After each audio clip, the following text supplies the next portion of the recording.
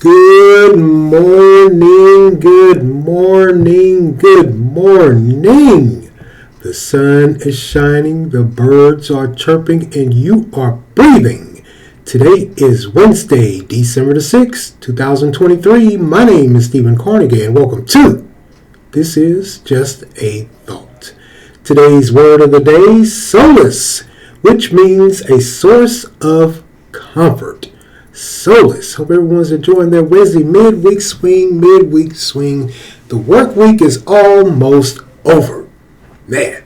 Before we go any further, I just want to ask you guys, if you're a first-time listener or you're a returning listener maybe, and you haven't, please hit that like and subscribe button and that bell also so you can get notified when I drop these podcasts. Hey, like I always say, there's going to be a lot of interesting topics, and you most definitely want to be kept in the loop.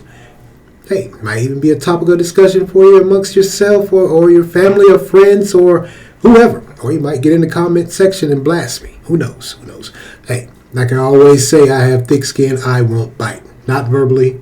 Well, verbally I may, but not physically. I won't bite. Hey, I'm pretty thick-skinned. I can honestly tell you guys, I've pretty much been called every name in the book, but a child of God. Just have. So, hey, you can't offend me. You won't hurt my feelings, not one little bit. And even if by chance you do, you'll never know. I'll never let it show. But hey, like I said, hit that like and subscribe button and that bell also, so you guys get notified when I drop these podcasts. Just do, please do. Man, the weather here in North Carolina, we were experiencing some pretty mild and warm temperatures, but now it appears it has dropped back down tonight. In fact, they're saying that it's going to get down into the maybe upper 20s, freeze warning. Well, this is the South. This is fall, of course. But by the end of the week, temperatures are supposed to rise back up into the 60s. Gotta love it. You got to love it. This is the South. Yeah, that wind is blowing and those temperatures, you can tell they're going to drop this evening. Bundle up is all I can tell you. Especially when you go out first thing in the morning. Make sure you bundle up. Man. Hey. All right, let's move along here, man, to some, of course, Sunday football. Good games. A lot of good games were on, and we'll get to some of them. There were a few shockers. I don't know about you guys, but I was totally shocked by a few of those scores. I just was. Man, the Colts, they defeated the Titans 31-28. The Lions defeated the Saints, New Orleans Saints, 33-28. Wasn't that surprising? It was surprising. The Lions continue to roll. Hey, they're going to, unless the rest of the season falls apart, and even if it does, they're in the playoffs, and they're a good representation of the NFC North, in my humble opinion, as opposed to the Chicago Bears, who are nowhere near it. They're still holding tight to that first-round draft pick, and many are speculating that Justin Fields is on his way out, and Caleb Williams, who's expected to be the top pick in the draft, may be in. Can't understand why the Bears continuously, every single year, get these quarterbacks, these premier players, and then just flop. Yeah, I said it. They flop. I know you guys are used to hearing me say that about the Dallas Cowboys, but yeah, the Bears, they just flop. It's coaching. It just is. It's coaching. I don't know where they find these coaches from. I just don't. And let's move along here, man. And the Chargers, what happened? They defeated the New England Patriots 6-0. What was that? I have no words for that either. The Arizona Cardinals defeated the Pittsburgh Steelers 24-10. Wow, Steelers, what in the world? Oh boy, the woes continue for the Steelers, looks like. And man, the Miami Dolphins defeated the Washington Commanders, Conquistadors. No surprise, 45-15. They put on a clinic. It's the Dolphins. It is the Dolphins, and they are looking good. Are they Super Bowl bound? Time will tell. And the Tampa Bay Buccaneers defeated, of course, the Carolina Panthers 21-18. No surprise there. But these next two games, blew my mind. I couldn't believe it. The San Francisco 49ers defeated the Philadelphia Eagles 42-19. That's right. 49ers put in that work. Purdy and Deebo Samuels and company, they put in a, wow. I don't want to say it, but they made it look easy. They did. They just made it look easy against the Eagles. Totally blew my mind. I mean, I knew it was going to be a good game. I had predicted it to be a close game. I just didn't think the Eagles were just going to go out and just roll over like that. They didn't have any answer for what San Fran was doing, even on defense. Jalen Hurts got hurt. He came back in. They couldn't get anything going. Now, this has left the Cowboy fan base to celebrate. So the 49ers did what you guys pretty much can't do. They beat the Eagles. So you're saying the Eagles are trash and you're going to the Super Bowl, you're going further in the playoffs. They aren't. It's just one loss. Like I said, San Fran did what you guys couldn't do, beat the Eagles. And you guys, San Fran, did to the Eagles what they did to you. They beat the brakes off of you. They put up another 40-some-odd points. So I really don't think the Cowboy fan base should be running their mouth. Like I always say, you guys ain't going nowhere. I see the Eagles in it. I see the Eagles and the 49ers duking it out again. Now, who will win and represent the NFC and go to the Super Bowl? I can't tell you. I just can't. Not after what I saw Sunday. I just can't, man. I was totally blown away. I know many of you were. Like I said, I predicted it to be a close game, but man, it wasn't. It just wasn't. And in the second game, of all things, the Kansas City on again, off again Chiefs were defeated by the Green Bay Packers. That's right. Green Bay Packers. 27-19. Made Jordan Love look like he was a star. Like he had been playing like this all season. Kansas City, on again, off again Chiefs. And I had forgotten until I was watching the game and I happened to look. Their offensive coordinator is Matt Nagy. And if you don't know who Matt Nagy is the former Bears coach from last year. He was fired at the end of the year. Need I say more? Kansas City, you guys went and hired him as an offensive coordinator. Like I said, I had forgotten about it until I was looking at the game and I was watching and I was like, damn, what is going on with Kansas City? Why are they calling these plays? What are they doing? They're looking horrible. I saw Matt Nagy on the sideline as their offensive coordinator. No. No, Kansas City. I can't believe you guys did that. I can't. I just can't. Well, yeah, those last two games, man, they threw me. So I'm looking and I'm wondering and I'm thinking, I'm saying, hey, who's going to be in the represent the NFC? Maybe it is anybody's game. Hell, maybe Detroit can get up in there. But what I saw Sunday, who knows? Who knows? And Monday night, man, the Cincinnati Bengals defeated the Jacksonville Jaguars, 34-31. But man, Trevor Lawrence, the quarterback for the Jacksonville Jaguars, is out. He's out. He's out for the season. Ankle busted up. Hate to hear that. Trevor Lawrence is a good quarterback. He's young. I believe he's in his second or third year. And this year he came back. He came out. He's looking like he's learning the system. He's learning how to play and what to do and what not to do. But man, this injury, you gotta feel for him. Will he come back like he did this year? Will he come back stronger? He's out, that ankle.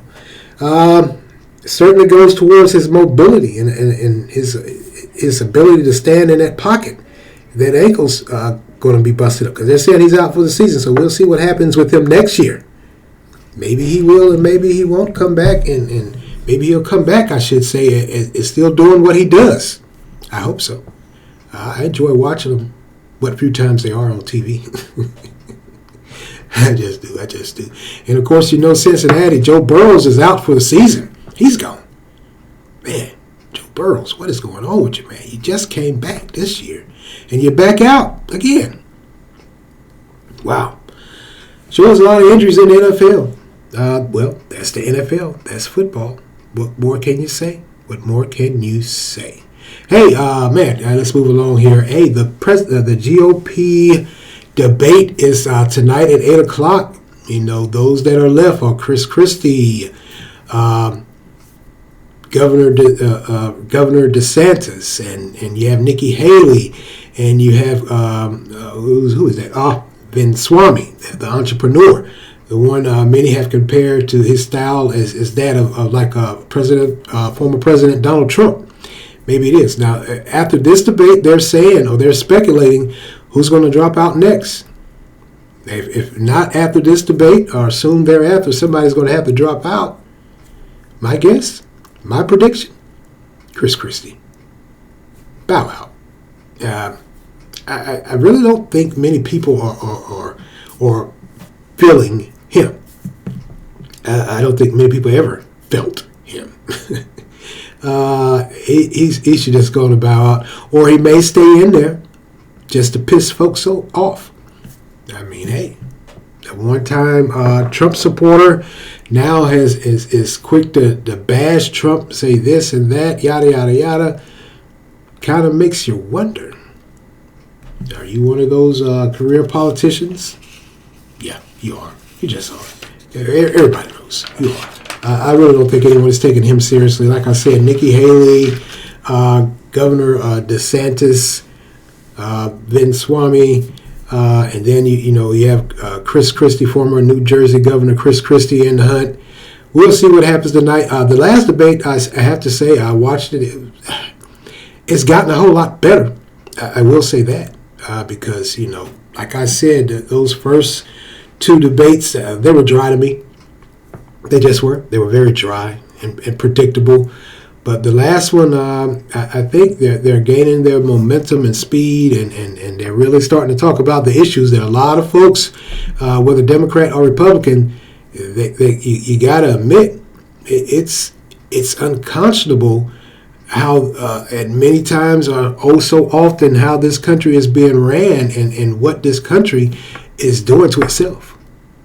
So I am glad to hear and see that they are talking about the issues that affect this country right here, more specifically than abroad. And I don't have any quarrels with international politics. Certainly, we are a part of the international community, and we do need to be involved. But we got to take care of home first. So much so, there's something that came out is that apparently House and Senate GOP Republicans are saying they're not going to fund Israel, the war in Israel or the conflict in Israel, until this border is secured here in the United States. Well, whoa, ho, ho. What do you know, cowboy? Yeah, those supposedly or apparently it looks like the Republicans have said, you know what, enough is enough. You're sending too much money. I've said it myself numerous times, and I know many of you out there have said it also. There sure is a lot of money to send off to foreign lands to defend their country, but you don't have anything here domestically. I'm not denying anyone's freedom or right to come into this country. I'm just going to be honest with you, but there are rules and regulations you have to follow. You shouldn't be allowed just to cross over and seek asylum. And that's the last. That's that. I can honestly tell you. I know for a fact. You and I can't go anywhere in this world and do that. You can't just show up at some country's border or at their the State Department and say we won't seek political asylum, and they welcome us in and don't do any background checks or anything like that and just welcome us amongst their citizens. We can't do that. So why is the United States doing that? I understand this is the land of the free. This is democracy. Get it, got it, understand it wholeheartedly, but you can't convince me this is the right way to do things. So it looks like the Republicans in the House and the Senate have said, no way, no how, we're not funding any more. We're not sending any more funding to Israel. until we secure this border. Certainly understandable. You got to say, it's understandable. Just is. So we'll see what happens with that. We will see what happens with this. Will this fly? Or will the Democrats say, hey, no way? Well, they don't have enough. I don't think they have enough votes to stop it. Very interesting. Very interesting. We'll see what happens. This could be this might be the hot topic on the the GOP presidential nomination debate tonight. Just might. Should be. I would love to hear where they stand on that issue. Like I said, I've said it numerous times. Man, stop sending money everywhere on this earth and take care of home. We got our own problems.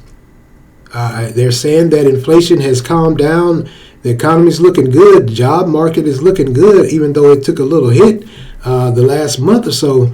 But we shouldn't be taking no hits. We should be building up. And our inflation rate should be low. Don't want to go down there like those folks in Argentina with that 14.6 inflation rate. Maybe it could happen here. Who knows? If these fools keep sending money everywhere and not taking care of home, I'm just sorry. My heart is it. I understand completely why what they're doing as far as in Israel and the Ukraine, but come on now, we got to take care of home first. We just do. All right, moving along here. Man, hey, he's out of there. He is out of there. In fact, so last Friday, now he's a former representative. George Santos was expelled from the House of Representatives, represented New York, Staten Island to be more specific. They booted him out. They said enough is enough. You got way too much going on. And he did. The guy had way too much going on. Just did. Now, after months of the scandals, and then there was the federal Department of Justice indicted him back in May on fraud charges, misuse of campaign funds, and of course just flat out lying to the House of Representatives when they asked him, what's going on, where's your education? He lied about that. He lied about his mother.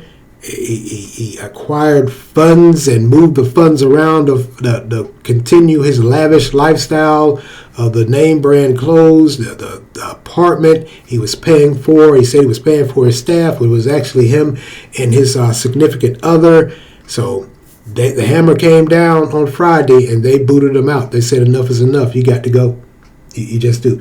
The DOJ back in I want to say May, they gave him 13 charges, wire fraud, money laundering. He was moving those funds around, had that lavish lifestyle going, the money laundering, the theft of public funds. The guy was a piece of work. And, of course, that they said making materially false statements to the House of Representatives. He did. Now, of course, he said it was a witch hunt. I don't think it was a witch hunt. How's it a witch hunt when you're providing the witch? They ain't got a hunt. You're standing right there in front of them. They caught you in so many lies. Then they went and found out that you were mishandling those campaign funds. It ain't a witch hunt. You're guilty. Yeah, you had to go. You probably should have been gone. But I guess they had to take time to do their investigation and make sure they got all their ducks in a row or whatever, what have you, however you word it. Understandably, but yeah, you should have been gone. What you were doing, you just blatantly lied.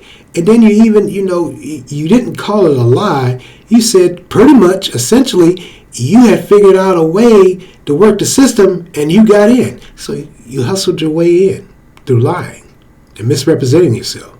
They couldn't find out they did find out what your true education was. You didn't go to that prestigious business school that you said. You didn't work for Saks. You worked for another investment firm down in Florida, and somehow, some way, you finagled your way in with them, and you got that huge. You were getting a paycheck, but yet and still you wouldn't apply for a PPP loan. or I'm sorry, not a PPP loan, but unemployment. So you got unemployment benefits while you were gainfully employed, making a six-figure income. Well, many folks, like I said before, when COVID hit and when it got ramped up, many folks were getting drugged. Here you were living a lavish lifestyle on your way to the big house in D.C. through lies, manipulation. Just flat out lied. Even lied about your mother being in New York, and they found out she was in South America, I believe Brazil, at the time of 9/11. Why would you throw 9/11 in there? I mean, hey, if you tell one lie, you might as well tell another. Keep it rolling, I guess. Wow. Yeah. Oh, man. They're saying that his expulsion is, well, it's one for the record books for me. It just is. A hustling crook comes to mind. The guy's a crook. I don't care how you word it. He even tried to throw his sexuality in there, saying there was a witch hunt for that. He said they were going after him because he was gay. I honestly believe and wholeheartedly think if you were straight, they would have been after you too. You took those folks' money under false pretenses. A lot of those people that gave to that campaign, I'm not talking about those wealthy donors. There were some regular citizens who believed in you. And as we know, when you go around campaigning, you're having these fundraisers, you're having these dinners, a lot of folks are just regular working folks. They go to them, so if they believe in you, they'll reach in their pocket and give it to you. So you took those folks' money and maintained and furnished that lavish lifestyle where they were probably out struggling every day, trying to make a living. No one attacked you because of your sexual orientation. You're a thief. Sorry, word. Now, he's still going to face criminal charges. They say with him being exposed, that expulsion, it opens the doors for the DOJ to ramp it up. Lock him up. You got to go. You need to be locked up. If that was you and I, we would have been locked up, man. Just stop reaching and grabbing for things that aren't there. Like I said, no one's came after you because of your sexual orientation. Hell, you were a Republican and you were gay. Really? If you're saying the Democrats did it, don't the Democrats usually support members of the LGBTQ more than the Republicans? You're reaching. When you reach for that one, I got to give you that one. I didn't see that coming. I didn't see that coming. But he reached for it. He tried it. Go sit down. You need to serve some time. All right, let's move along here. Last night here in Durham, the newly elected mayor and members of the city council were finally sworn in. So these people were sworn in last night, and of course, Mayor Williams, he continued on to say that, hey, he's going to fight for getting things right in Durham as far as the marginalized community. Of course, crime is a major topic. Just has to be.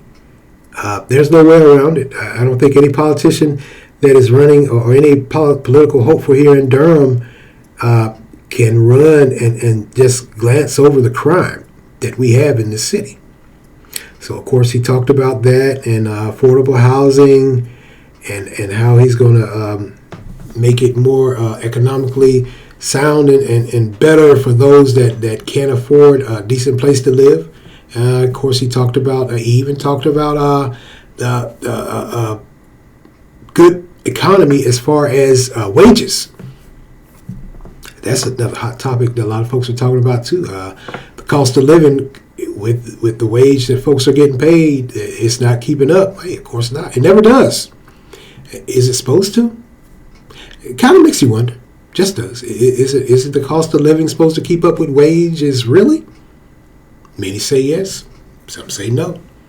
Hey, we'll see what happens. But yeah, he was sworn in, so we'll see what happens. We will see what happens here in Durham. And hey, continuing on with Durham, apparently also last night, there was a group that met here in Durham that came out with a report. This report says that black students in Durham schools are suspended and expelled at a much higher rate.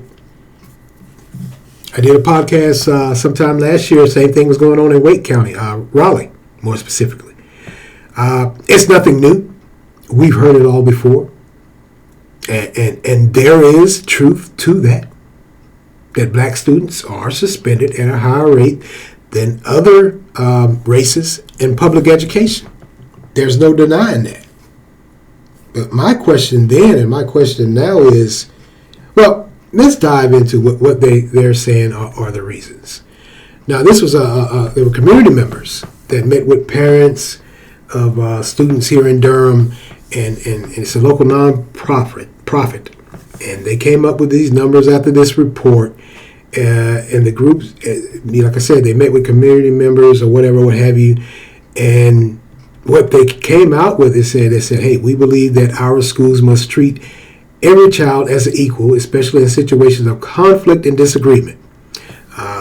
Apparently, that's one of the main problems educators, let's be honest with each other, educators are having in school, the disruptions with fighting or getting in a disagreement with the teacher. And one thing that was brought up was that they said that many students, many black students, feel that the teachers have it out for them because, they may have gotten in trouble at one point in time and they've been labeled as a troublemaker. Understand. Now, what this group is hoping to do, and that's like many other groups, when they dive into the disparity of the educational system for minorities, they're hoping to not only disrupt but get rid of that school-to-prison pipeline. I can understand that. Is there a school-to-prison pipeline? Yeah, there is. And we've known this for years. That old sociology study that we hear so much about, that usually they start tracking minority students in the third grade to see how much money or funding is going to need for the judicial system, as far as prosecutors, and even as far as building prisons. Yeah. I mean, if they're starting in the third grade, that's when, most adolescents' minds are starting to develop. That's when they're starting to get it. If you look at education, one of the key examples they used at that time when talking about this study was the fact that in the third grade is usually when kids start learning and they're introduced to multiplication. So multiplication requires you to think and focus in and hone in, and there's no certain things. And what they're saying is usually, and when it starts in the third grade, a lot of minority students can't keep up because they have way too much going on. It's not that it's a mental block. It's not that they don't have the ability to learn. It's that they got way too much going on in their personal life, in their home life. Yep. Now this study was posted in March, and it showed that during the 2021-2022 school year in North Carolina public schools, flat out, that black students were suspended or expelled at a higher rate than their peers.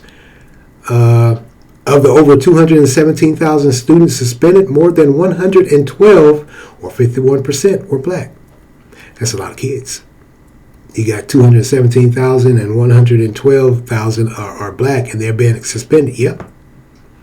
Now, more specifically, Durham Public Schools, their study shows that 2,400 students of the 3,424 were black. That shows 76%. So statewide is at 51%. Here locally in Durham, it's at 76%, the expulsion rate for black students. Wow. That's unconscionable. Now, what they've also said, and it's true, they're saying the lack of instruction of teaching students with diverse background is one of the I guess, the leading cause. So I guess what they're saying is they want the teachers to learn how to deal with students from a diverse background. So show some compassion, some understanding. Maybe. Now, also, according to this study, 48 students were expelled during the 2021-2022 school year, and of those 48, 31 were black.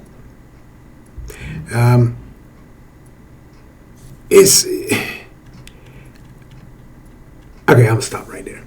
because I gotta ask, and I asked this back last year,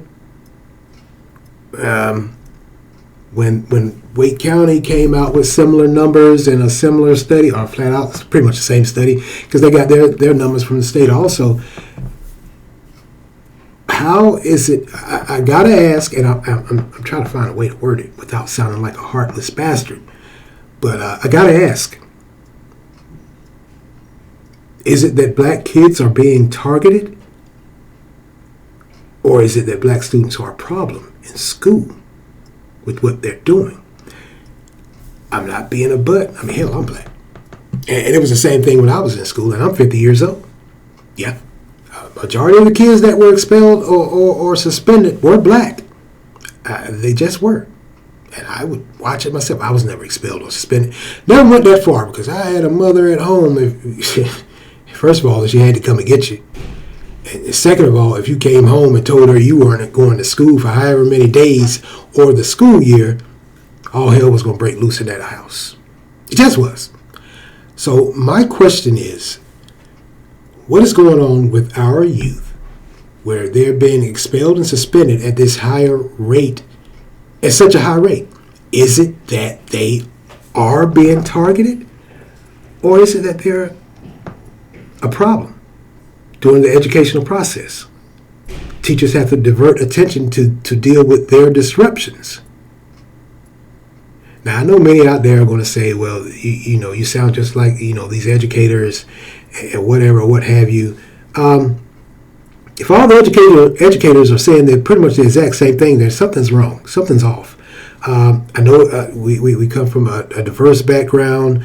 I know many of us as African Americans, we have many things going on in our homes, in our personal life that, hey, we get the conflict that we have to deal with when we get out of school, or the food insecurities. Get it, got it, understand it. But I think this report and that report back then, last year sometime with Wake County, they were talking about disciplinary problems. And the same thing I said then, I'm going to say now. There's no reason on this earth you could convince me that you're going to school. That's your only job, your only function in life is school. Up to a certain point, I would think. How and why are you being so disruptive?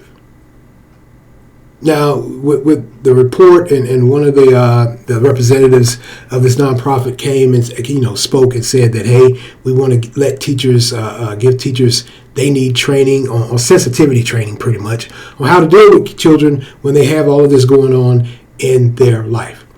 Maybe. But if these kids are going to school and they're being disruptive, violent,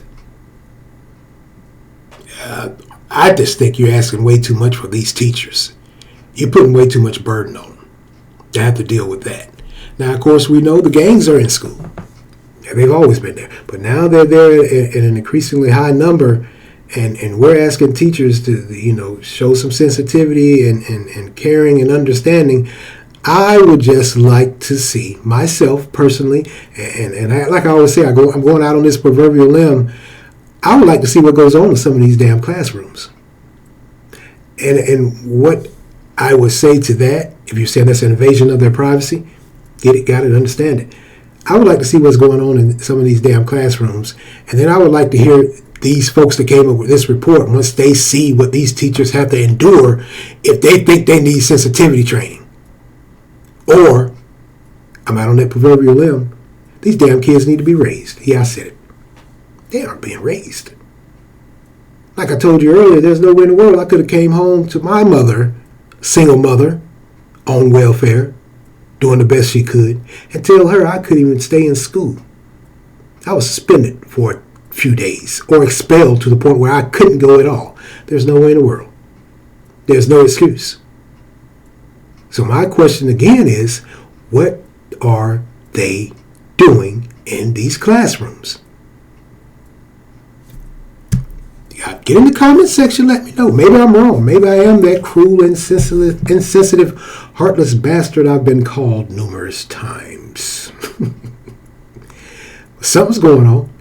I don't think these teachers are unfairly targeting these kids until it gets to a point where they feel, hey, I can't even teach anymore because I got to deal with this all day. And let's not forget, a lot of these teachers now, they have to do certain things or hit certain numbers in order to hold their job. We're not even talking about the fact that they can't get a raise, but they have to hold, so many, a certain amount of students have to pass in order for them to hold on to their job, their career. So the deck is stacked against them. They're burdened, and you're putting more on them. Yeah, some folks say, hey, you should arm the teachers. I don't think you should arm the teachers. I ain't going that far. I ain't got there yet. I haven't gotten there yet. But I got to say, and I got to ask, what's going on in these schools? I really would love to see what is going on in these schools. Why this report, first of all, feels that these teachers need to have some sensitivity training, and as they say, or as the students that they interview say, they are being targeted. Why are you being targeted? You're only there to get an education. You got a lot of stuff going on in that home life, in the community. So is it a teacher's problem? Or is it mom and dad and the rest of the community's problem to make sure that, you go to school and you get that quality education and not be disruptive? It's just a thought. It's just a question. Like I said, get in that comment section, scold me out. Tell me I'm wrong. And like I said, or I alluded to earlier with them I would like to have a camera in that classroom and see what these teachers are going through. And then I would like to, for everyone in the community, I know this is just something I thought of. Everyone in that community that says these teachers are horrible, they're bashing them, they're saying they're insensitive, they need to be trained again. I would like to see if you could endure what they endure in a day, in 8 hours. You wouldn't be able to. I know I wouldn't. I probably would snap. Somebody's child would be snatched all the way across the room. I'm just going to be honest with you. Hey, I'm just going to be honest with you. I would. Because there's no way you can convince me, no matter what is going on in this child's life, he has a right, or she has a right, to go in this school and be disruptive and violent. Hey, there was an incident here in Raleigh last week where a student was stabbed to death. Another student was stabbed. And the young man that did the stabbing was being bullied, possibly. Teachers had to deal with that, and school administrators. They had to go and deal with the fact that a student was stabbed in their school. Maybe they do, and you say they need more sensitivity training. They probably become desensitized after seeing something like that. But that was in Wake County, that wasn't here in Durham. But hey, if it happens there, it can happen here. Just can. So, hey, like I said, I'm not being a arrogant, pompous jerk or facetious, but that are just some of the things, because I asked the same question over a year ago when Wake County came out with their numbers. What is going on in these classrooms? What is going on in these schools where these teachers can't teach? They have to divert attention away from teaching to deal with a child that is being disruptive, and some are even violent. And then being told, after everything they deal with in an 8-hour day, however many days out of the school year, they're insensitive because they're targeting minority students that are being disruptive or have been disruptive numerous times. Maybe I'm wrong. Maybe I am insensitive. Maybe I am just an arrogant, pompous jerk. But I don't think so. I can't give you that. No way, no how. Not me. Because, hey, like I said, I was a minority in public education also. Single mother, welfare. Just was. I think it has a lot to do with, bottom line, for me, parenting. He could say, hey, a lot of parents aren't in the household. That's true.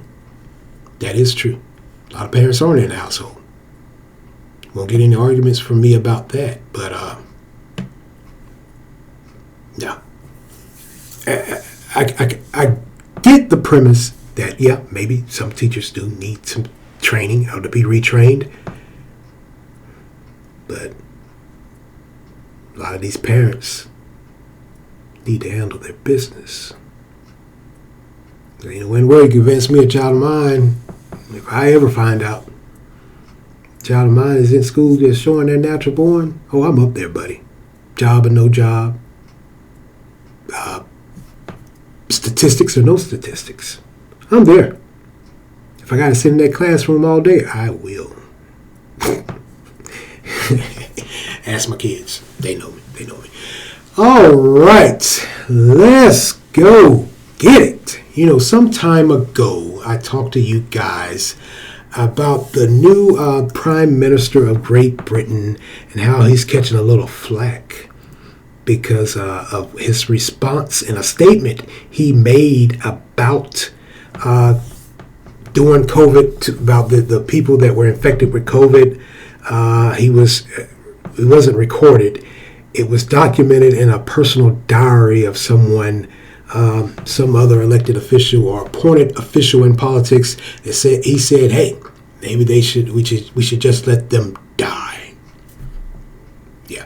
Well, at that point in time, he was serving as the finance minister under, oh boy, Mr. Boris Johnson. You guys, if you're not familiar or you are familiar with Boris Johnson, former prime minister of Great Britain, and his antics. You know, the one that always looks like he's coming up off of a weekend bender, hair all over the place, cheek flustered. The now prime minister was serving under him as a financial head or whatever, what have you. Now, Boris Johnson has came out and he apologized. He said he totally misread or he misthought COVID, and he apologizes, even though he came for that prime minister now to say that you should just let people die with COVID. It was under the Boris Johnson administration. And so far, Boris Johnson has apologized for mistakes made during the pandemic. Yeah, you get it. He found to say things and mistakes were made over here. He said he flat out didn't believe of the death tolls that were forecast. Didn't your buddy say let him die? And his campaigners claim that he treated people that were infected with COVID as toxic waste. That was pretty much. There was a little bit. There was some of that over here, also. You guys can't convince me otherwise. There was some of that over here also. They said that Johnson would oftentimes arrive early to events to avoid family members that were bereaving. So he was ducking folks that family members had died from COVID. After you and your boys got together and said, hell, let them die, pretty much. Let's be honest with each other. And he didn't believe in the death forecast that was coming down, even though that COVID over there took out, I want to say it was over 230 or 40,000 folks at one point in time. Oh, Prime Minister Boris Johnson, boy, now you got to backtrack. Because now, one thing that came out, you know, I broke that story to you last week about the new Prime Minister and how that aide from another political party had somehow documented him saying that he should just let folks die with COVID. Well, the reason why all of this is coming out and about is because there's an investigation going on. Not only are they investigating how the COVID was handled, they're going to hold some people responsible for dragging their feet. Damage control. That is why Mr. Johnson is speaking out now. Damage control. It's an inquiry.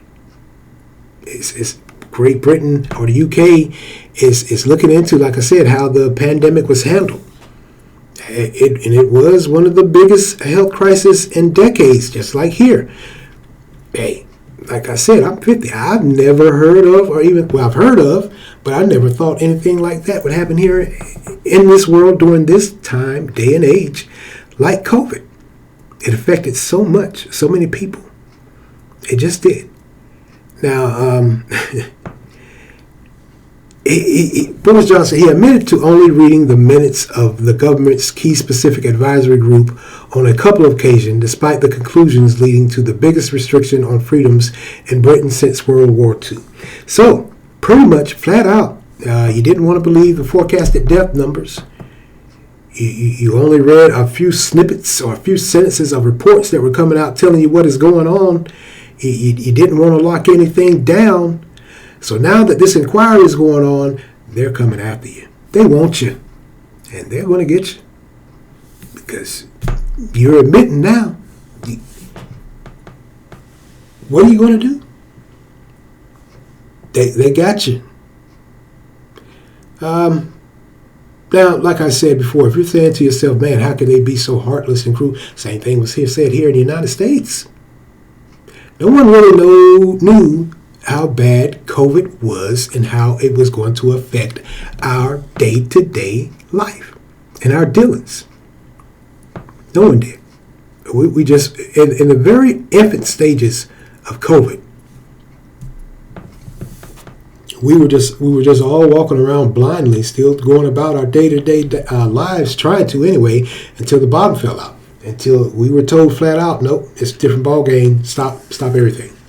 You guys got to quarantine. Lockdown. Just did. Oh, boy, excuse me. But with this inquiry, it appears former Prime Minister, he has to backtrack. Now, he goes, he says, can I say that I understand the feeling of the victims and their families, and I am deeply sorry for their pain and loss and their suffering? I bet you are now, because the cat's out of the bag, man. They pretty much know what you did or didn't do. And this inquiry, it's going to, well, it doesn't have to tie it in. 230,000 people died, quite possibly. Maybe not the full 230,000, but quite a bit of them died because you and your administration were dragging your feet. You didn't want to shut down. In fact, you still had some of the pubs open to not only drink, but feed them. And then you were having parties, little day parties. You and the now current Prime Minister. When I said that he was under former Prime Minister Boris Johnson administration, yeah, he was. He was the financial guru. He was a financial head. So he was under that administration. He was at those parties too. Hell, he kept one of the pubs open, saying feed the folks during COVID, which was a big no-no. They did all of this. And we knew, here in the United States, it was the CDC, and there in Britain, with the World Health Organization giving their guidelines and telling, hey, we're tracing it, we're seeing that large gatherings and drinking and eating in public and preparing of food is a big no-no. So these guys knew that was a no-no, and they did it anyway. Well, you can't say, well, how can they not know? How did they not know? Because he just admitted that he really didn't read any of that documentation that was coming out. Flat out ignored it. Just did. Yeah. Wow. So yeah, they got you, buddy. Ah, man, you. The mindset of some folks, the mindset of leadership. Because for you guys to think that or say that they should just let folks die, it really says a lot. And if you're thinking, or you said to yourself, how could they do that in Great Britain? The same thing was said here in the United States. Can't remember that one politician, but I think he's been voted out by now. He was a representative from somewhere, And he said, that there was, at that point in time, COVID was really targeting and horning in on the elderly and those with previous health health conditions. And he flat out said, hey, maybe we should just let them die to let the young live.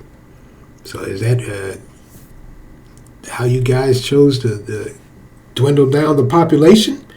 Well, we know that guy here in the United States, that's how he wanted to do. We know how Prime Minister Boris Johnson, we know that's what he wanted to do. We know what the new Prime Minister, we know what he wanted to, that's what he wanted to do.